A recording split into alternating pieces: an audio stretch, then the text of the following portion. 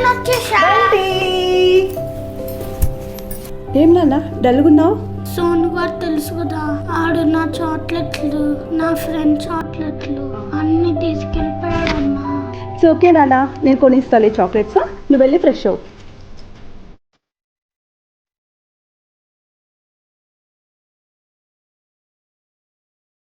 రే ఇది దాని కింద పెట్టుకో.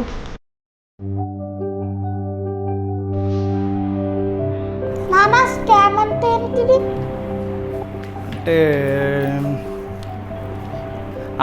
బ్రిటిష్ వాళ్ళు మన దేశాన్ని దోచుకున్నట్టు.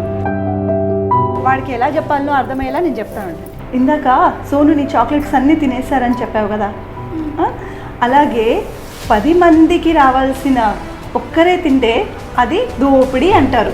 అదే చాలా పెద్దగా చేస్తే దాన్ని స్కామ్ అంటారు. అంటే దేవుడు అలాంటి వాళ్ళని పనిష్ చేస్తాడా?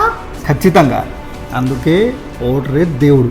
స్కాముల పార్టీ కాంగ్రెస్, స్కీముల పార్టీ బీఆర్ఎస్, అభివృద్ధి చేసే కారు పార్టీకే మన ఓటు.